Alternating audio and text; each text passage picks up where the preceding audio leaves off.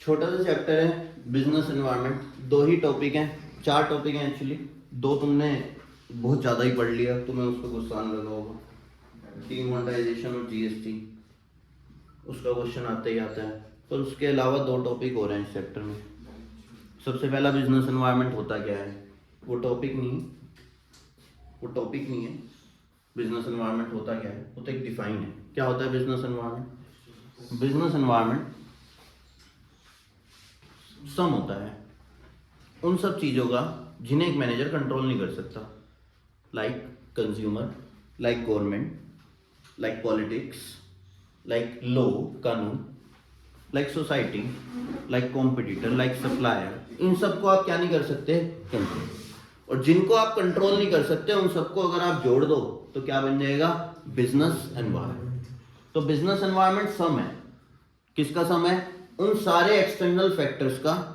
किनका? उन सारे एक्सटर्नल फैक्टर्स का जिन्हें एक मैनेजर क्या नहीं कर सकता? कंट्रोल। उन सबको मिला दो तो क्या बन जाता है? Business environment. देखना यहाँ पे डिफाइन मिलेगी आपको, ये डिफाइन पढ़ना। क्या लिखा है?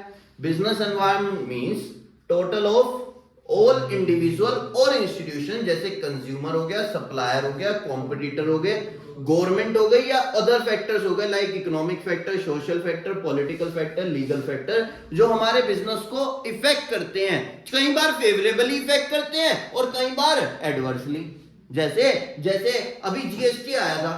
जीएसटी एक लॉ है, एक कानून है। जीएसटी जब आया तो रेस्टोरेंट्स वालों को फायदा हो गया, क्योंकि रेस्टोरेंट पे पहले 14% वैट लगता था, फिर जीएसटी आया तो 5% लगने लगा, फायदा हो गया। कपड़े वालों को नुकसान हो गया, और भाई कपड़े वालों को नुकसान हो गया, 3% जीएसटी लगने लगा। तो कपड़े वालों ने जीएसटी को गाली दी, कह रहे बदतमीज जीएसटी, और रेस्टोरेंट वाले खुश हो गए, कह रहे बढ़िया जीएसटी।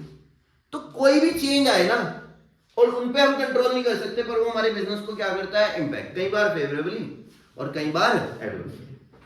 फीचर्स क्या है? फीचर्स पढ़ेंगे। बिजनेस पहला तो वही है, बिजनेस एनवायरनमेंट टोटल है सारे के सारे एक्सटर्नल फैक्टर का, कुछ स्पेसिफिक फोर्स है और कुछ बताना क्या है। ये जनरल फोर्स क्या है?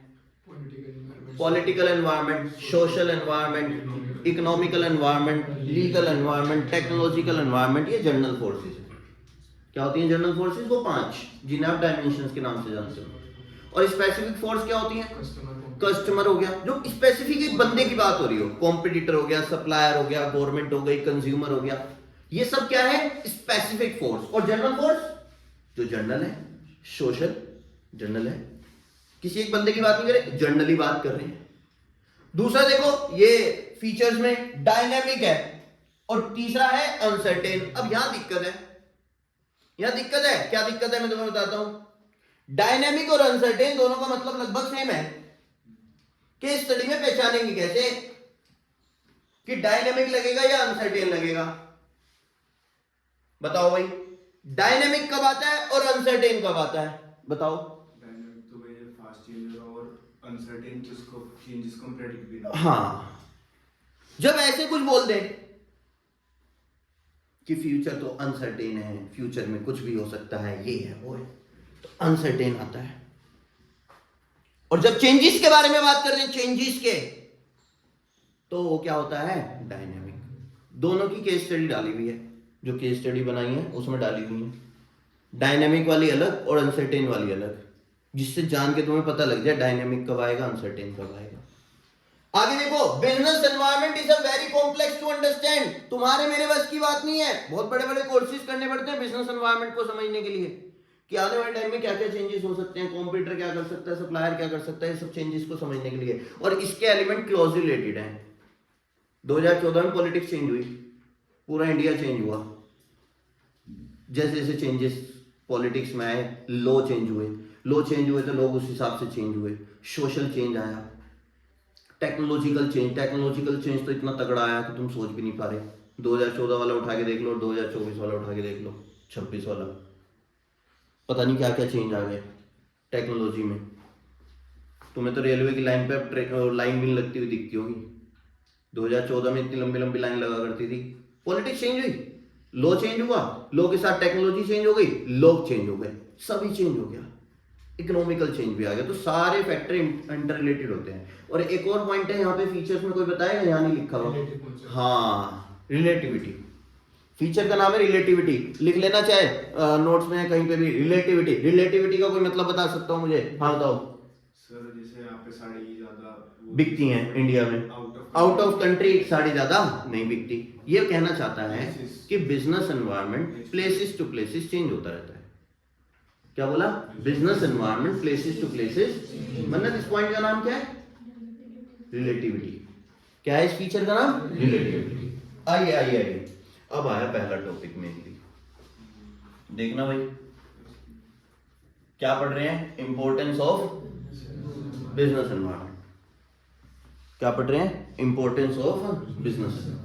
इंपॉर्टेंस मतलब फायदे किसके? इतना बड़ा चैप्टर पढ़ोगे सरदार जी, कुछ तो फायदा होना चाहिए या नहीं? होएगा। क्या फायदा होएगा देखें जरा।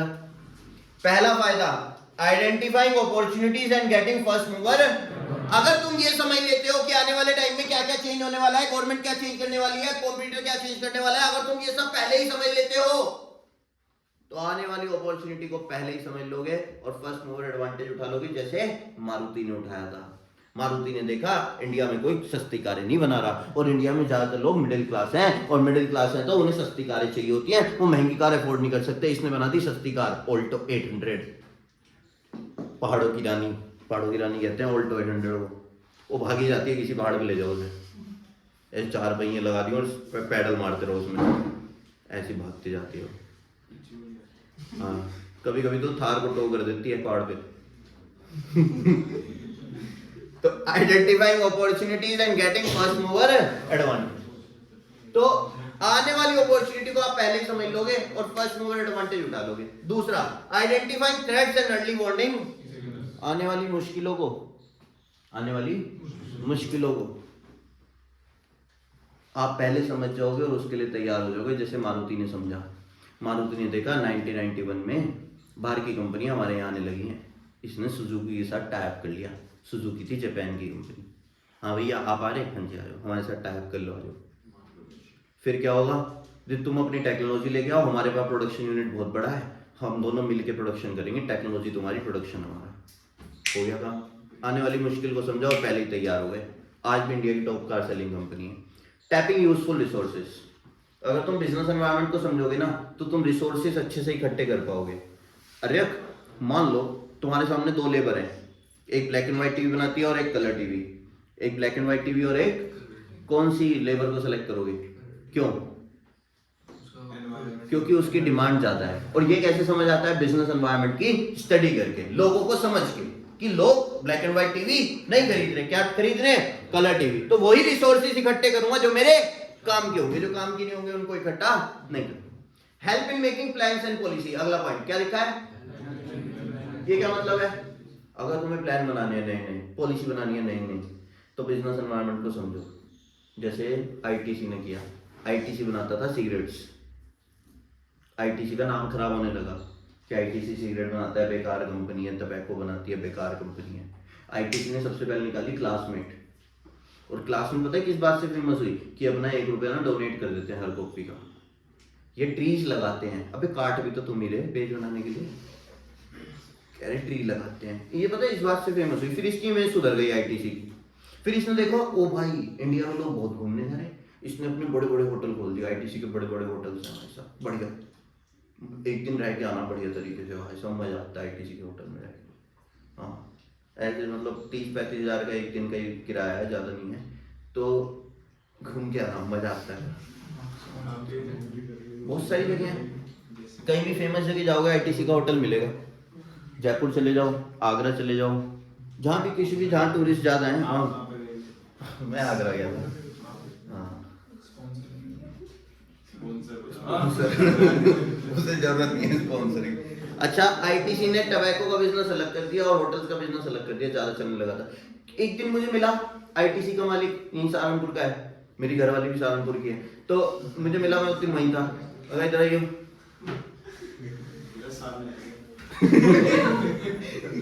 तुम्हें पढ़ा रहा था तो मैंने कहा इधर आओ, तुमने तुमने ये क्या बनाया, तुमने ये क्या बनाया, ये क्या नाम है, होटल्स की चैन। कह रहे देखो इंडिया में लोग बहुत घूमने जा रहे थे, तो हमने बिजनेस एनवायरनमेंट को समझा, कस्टमर की नीड को समझा और नए नए प्लान पॉलिसी बना लिए, इसलिए हमने एक कंपनी खोल दी ITC होटल्स कंपनी है अलग से। कॉपिंग विद रैपिड चेंज और इम्प्रूव परफॉर्मेंस दोनों सेम है। कॉपिंग विद सबसे इंपॉर्टेंट चीज बिजनेस में, नए चेंजेस के हिसाब से अपने आप को चेंज करो, जो चेंज नहीं करेगा खत्म हो जाएगा। ओनिडा बेस्ट एग्जांपल, हर घर में ओनिडा का टीवी था, हर घर में ओनिडा। अब नहीं नाम सुना होगा तुमने, पर तुम्हारे घर वाले जानते होंगे ओनिडा को, पूछना एक बार घर जाके। ओनिडा नाम का टीवी होते थे, अप्लायंसेस होते थे क्या, ONIDA, ओनिडा नाम की कंपनी हुआ करती थी। आज नाम भी नहीं जानते लोग, कभी हर घर में ओनिडा का टीवी हुआ करता था, हर घर में। आज नाम भी नहीं जानते, क्यों, नए चेंजेस के हिसाब से अपने आप को चेंज नहीं करा। बड़े बड़े टीवी बनाती थी, ब्लैक एंड व्हाइट टीवी बनाती थी, कलर टीवी बनाती थी, पर बड़े बड़े। फिर वो LED आने लगी, स्लिम की कह रही मैं तो बड़े टीवी बनाऊंगी, खत्म हो गई। आज ओनिडा सैमसंग के लिए, MI के लिए तो नहीं, सैमसंग के लिए, LG के लिए, सबके लिए टीवी बनाती है, पर खुद के टीवी नहीं बिकते, क्यों, नाम खत्म हो गया। किस वजह से, इस चीज का ध्यान नहीं रखा, कॉपिंग विद रैपिड चेंज। और कॉपिंग विद रैपिड चेंज करने के साथ साथ आपकी परफॉर्मेंस क्या हो जाएगी, इंप्रूव। जैसे जैसे आप कॉपी विद रैपिड चेंज करोगे आपकी परफॉर्मेंस क्या हो जाएगी, इंप्रूव। ये 6 पॉइंट है, अगर आप बिजनेस एनवायरनमेंट को समझ लो तो आपको ये 6 फायदे होंगे। फिर लास्ट टॉपिक जो इसमें आता है वो आता है डायमेंशन। सबको पता है 5 डायमेंशन होती है, कौन कौन सी डायमेंशन होती है, इकोनॉमिक, सोशल, पॉलिटिकल, लीगल और। अगर कहीं पे देखना, अगर कहीं पे GDP की बात आ जाए, पर कैपिटा इनकम की बात आ जाए, इंपोर्ट एक्सपोर्ट पॉलिसी की बात आ जाए, इन्फ्लेशन की बात आ जाए, इंटरेस्ट रेट की बात आ जाए, इंडस्ट्रियल पॉलिसी, स्टॉक मार्केट की या रुपए की वैल्यू की, डॉलर की वैल्यू की, इन सब की बात आ जाए, तो कौन सा एनवायरनमेंट लगाना है, जहां पे ऐसा लिखा आ जाए custom, tradition, habits, lifestyle, beliefs, religious value, family setup that shape the business birth and development. क्योंकि बिजनेस सोसाइटी में पैदा होता है, सोसाइटी में मर जाता है, तो सोसाइटी में इफेक्ट करता है। सोशल चीजें इफेक्ट करती हैं बिजनेस को। जैसे इंडिया में इतने सारे त्योहार मनाए जाते हैं और हमारा GDP त्योहार की वजह से चलता है भाई साहब। शादियों का त्योहार आ गया, त्योहार ही तो है हमारे, सीजन आ गया, मतलब तो दिवाली भी हर साल आती है, त्योहार है वो, सीजन थोड़ी है दिवाली का, सीजन ही है मतलब, चलो सीजन कह लो, ठीक है। शादियों का सीजन आ गया है ना, दिवाली आ गई, ईद आ गई, होली आ गई, ये सब क्या करते हैं, बिजनेस को इम्पैक्ट करते हैं। ओए इधर देखो, पॉलिटिकल कंडीशन कैसी है, रूलिंग पार्टी कौन सी है, क्या गवर्नमेंट की पॉलिसी कितनी है, क्या कंट्री में स्टेबिलिटी चल रही है नहीं, पीस चल रहा है नहीं, शांति बनी हुई है नहीं, या दंगे हो रहे हैं बार बार, है ना, यूपी में तो हो नहीं पाते हो। दैट इन्फ्लुएंस बिजनेस एक्टिविटी, ये सब बिजनेस एक्टिविटी को इन्फ्लुएंस करता है। अच्छा, ये भी इम्पैक्ट करता है कि सेंट्रल में जो गवर्नमेंट है वही गवर्नमेंट स्टेट में है या नहीं। अगर वही गवर्नमेंट स्टेट में है तो ज्यादा अच्छे तरीके से कंट्री चल पाता है। फिर आता है लीगल में क्या क्या आएगा, लीगल में देखना, लीगल में बहुत सारे एक्ट आते हैं, जैसे trademark act, essential commodity act, weight and measurement act, या लेबर लॉस, ऐसे बहुत सारे एक्ट आते हैं जो बिजनेस को इम्पैक्ट करते हैं, इसमें GST भी आता है। और टेक्नोलॉजिकल जैसे कि नए नए product services banana with improved technology, वहां पे टेक्नोलॉजिकल आता है, जैसे वेबसाइट्स बनाना, एप्स बनाना, है ना, ये सब बिजनेस टेक्नोलॉजी से रिलेटेड होते हैं। तो इन सब को कैसे पूछते हैं वो केस स्टडी में पढ़ना पड़ेगा, है ना। तो केस स्टडी कहाँ मिलेंगी, मैं तुम्हें भेज देता हूँ, ठीक है, तो वहां तुम्हें केस स्टडी मिलेगी, तो वो कर लेना। 2 चैप्टर हैं, तीसरा चैप्टर रात को मैं वीडियो भेज दूंगा या लाइव पढ़ा दूंगा, ठीक है। लाइव पढ़ाऊंगा तो जूम पे पढ़ाऊंगा जिससे मैं उसे रिकॉर्ड कर पाऊँ, ठीक है। नमक से